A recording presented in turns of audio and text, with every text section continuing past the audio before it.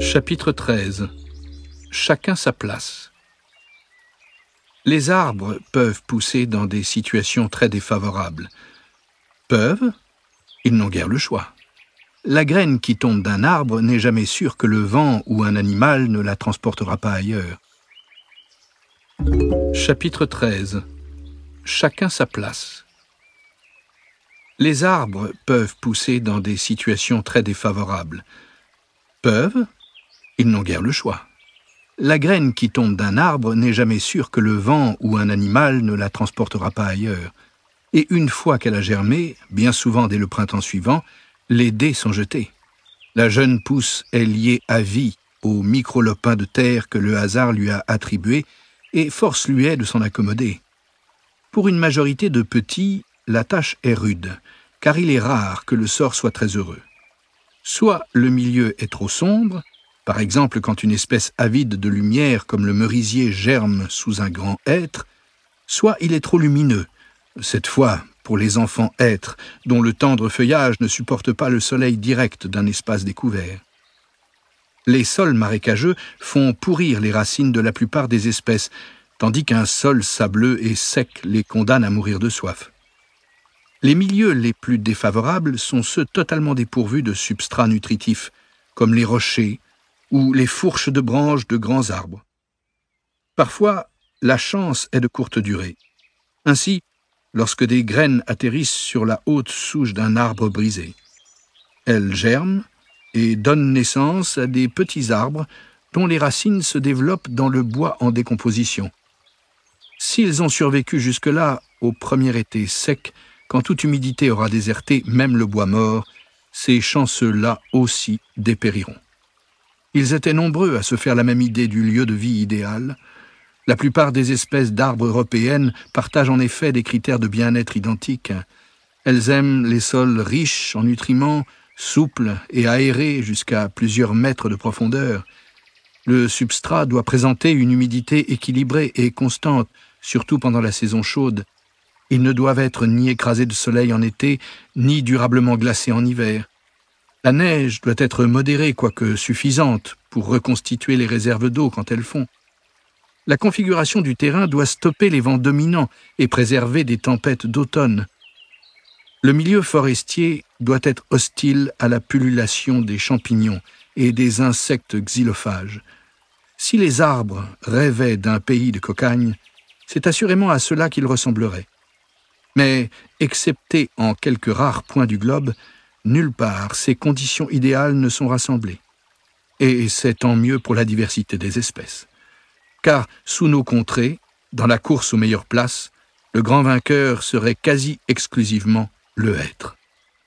Il sait à la perfection exploiter l'affluence de concurrents avant de les anéantir en s'insinuant dans leurs houppiers, puis en développant de belles pousses sommitales qui les dépassent et les écrasent de leur hauteur. L'espèce qui ambitionne de survivre dans une telle situation de concurrence doit trouver autre chose, sachant que tout écart de l'idéal du pays de cocagne va nécessairement lui compliquer la vie. Trouver une niche écologique bien à soi implique de faire des concessions. Une niche écologique ? Le terme de niche suggérant un espace réduit et rare, peut-être serait-il plus explicite de parler simplement d'adaptation à un milieu. Il y a sur Terre pléthore de milieux difficiles plus grands les uns que les autres, et les espèces qui s'y adaptent possèdent un immense potentiel d'extension. C'est le cas de l'épicéa. Il peut s'implanter partout où les étés sont courts et les hivers rigoureux, dans le Grand Nord comme dans nos montagnes, près de la limite de la forêt. En Sibérie, au Canada ou en Scandinavie, la période végétative ne durant que quelques semaines, le hêtre n'aurait pas terminé de développer son feuillage que la saison serait déjà terminée. Les hivers y sont en outre d'une férocité telle qu'ils finiraient par geler sur pied. L'épicéa est le seul à pouvoir marquer des points dans ce milieu glacial. Ses aiguilles et son écorce contiennent des essences végétales qui offrent une sorte de protection contre le froid.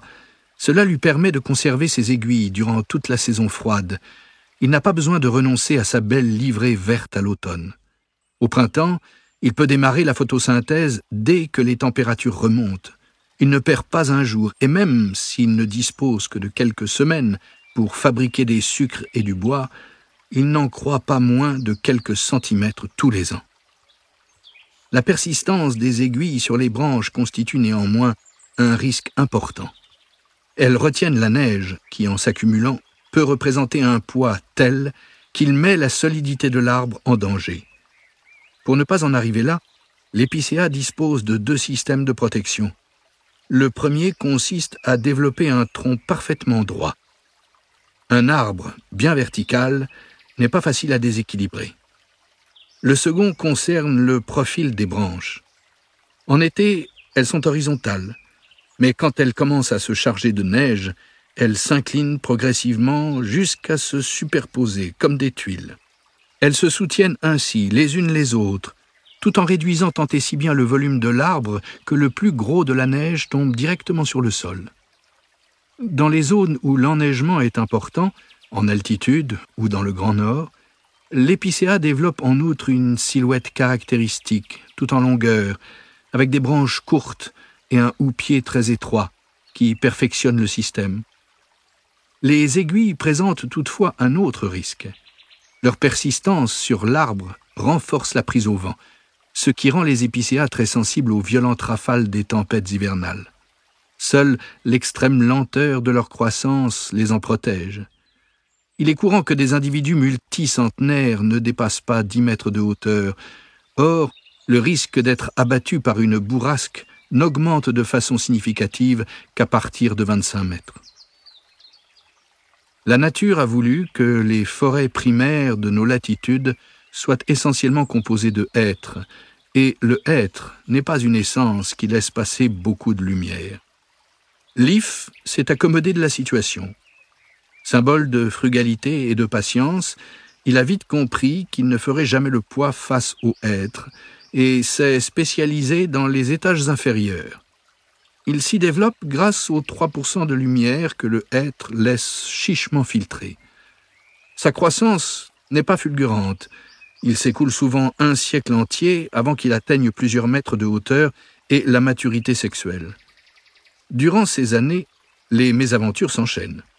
Les herbivores le retaillent à leur goût, et du même coup le renvoient des dizaines d'années en arrière, ou pire, un vieux hêtre sénescent s'abat sur lui et l'écrase. Mais l'if, coriace et prudent, a anticipé ces contretemps. Il investit d'emblée beaucoup plus d'énergie dans le développement de son système racinaire que d'autres espèces. Il y stocke des nutriments, de sorte que si un malheur vient le frapper en surface, ses réserves lui permettent de repartir aussitôt, dans un bel élan d'énergie. C'est souvent une occasion pour lui de former plusieurs troncs qui, plus tard, quand il sera vieux, fusionneront et lui donneront son aspect plissé. Et vieux, il le devient.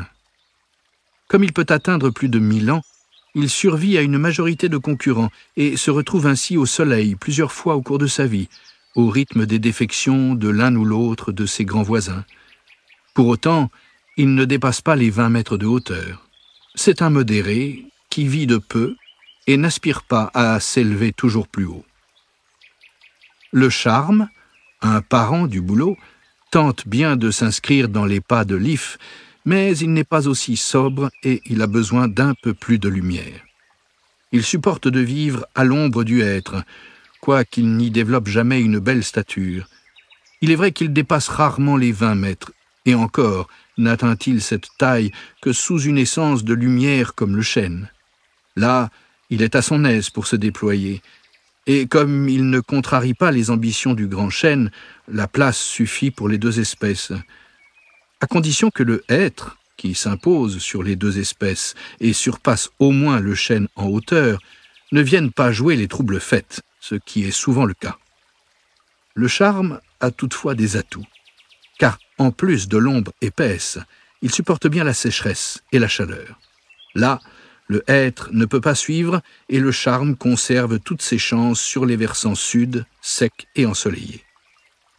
Peu d'espèces possèdent des racines capables de survivre dans les sols marécageux ou les eaux stagnantes, pauvres en oxygène.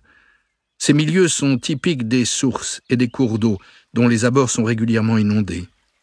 Si une faine s'y égare et germe, elle peut donner naissance à un être de belle dimension.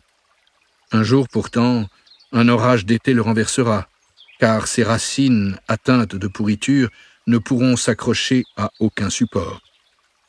Un sort identique échoit aux épicéas, au pin, au charme et au bouleau, dès qu'ils ont temporairement, voire en permanence, les pieds dans une eau froide et putride. Il en va tout autrement de l'aulne. Avec ses 30 mètres de hauteur, il ne domine pas ses concurrents, mais c'est un champion de la croissance en sol marécageux, que personne ne lui dispute. Son secret réside dans les canaux d'aération qui parcourent ses racines. Ceux-ci permettent le transport de l'oxygène jusqu'aux plus petites pointes, un peu à la manière des plongeurs raccordés à la surface par un détendeur. Pour compléter le dispositif, la base de son tronc possède des cellules de liège qui laissent entrer l'air. Il faut que le niveau d'eau dépasse ces orifices respiratoires durant une longue période pour affaiblir l'aulne, au point que ses racines deviennent vulnérables aux attaques de champignons.